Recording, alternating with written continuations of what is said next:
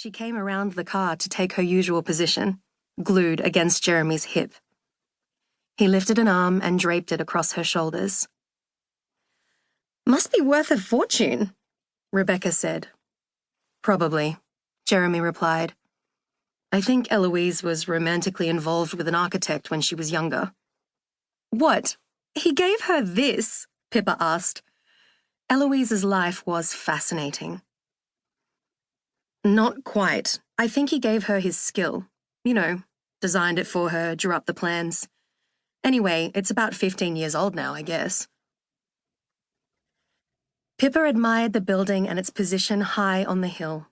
The bush ran up to the peak behind them, and from the other side of the house was a wide view down and out to the water. "No neighbours," she noted.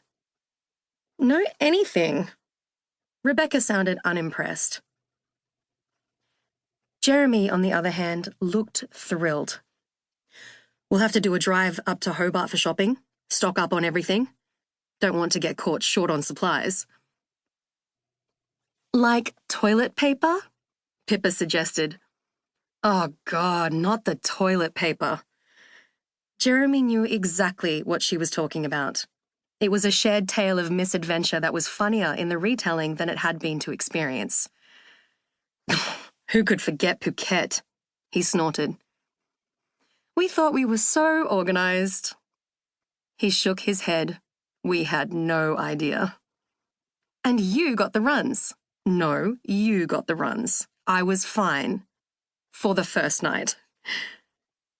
They grinned at each other, remembering the disaster those few days had been. They'd been almost strangers before that trip, but by the time they'd returned home to Brisbane, they were destined to be lifelong mates. Rebecca didn't laugh. "Sounds hideous," she said. Sometimes Pippa felt sorry for her. It couldn't be easy when your boyfriend had a girlfriend, a friend who had, until last week, also been a housemate.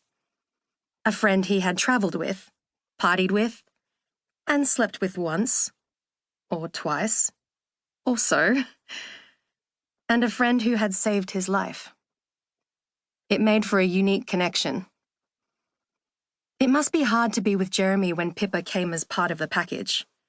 But then Rebecca would direct one of her snide comments towards Pippa, subtle and careful, draped in fraudulent concern and good intentions. "Oh, Pippa, I love your style. I never get tired of seeing that skirt." "Pippa, I'd have invited you, but I thought my colleagues would bore you." "Gosh, I envy you, Pippa. It must be so nice not having to get up every day for work. But I do love my job, so I guess I'm lucky." Pippa would stop with the pity and feel something a little more vindictive. She wasn't jealous. She didn't want Jeremy for herself. She simply didn't like his girlfriend. "Is your godmother here?" Rebecca asked him. "Should be. She's expecting us. And that's hers." He pointed towards the small carport where a red Triumph sat with its roof down. Pippa followed the others to the front door. While Jeremy knocked, she peered inside. A glass panel beside the door providing a view across the foyer, down to a split-level, open living area, and through to a wall of windows and French doors. The ceiling and floors were lined with a gleaming golden wood. The walls were white, and artworks and bookshelves were on display. It was spacious and light and incredibly stylish. Oh yes, living here for the next 10 weeks was not going to be hard at all, even if she had to put up with Rebecca for the first 5. "The door's unlocked," said Jeremy when Eloise failed to appear. "Should we go in?"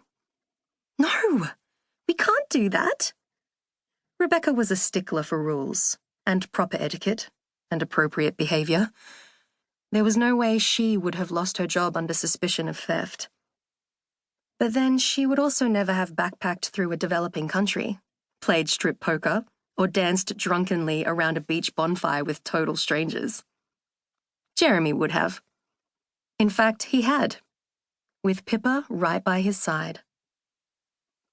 These days he was more restrained, although his adventurous spirit was still there.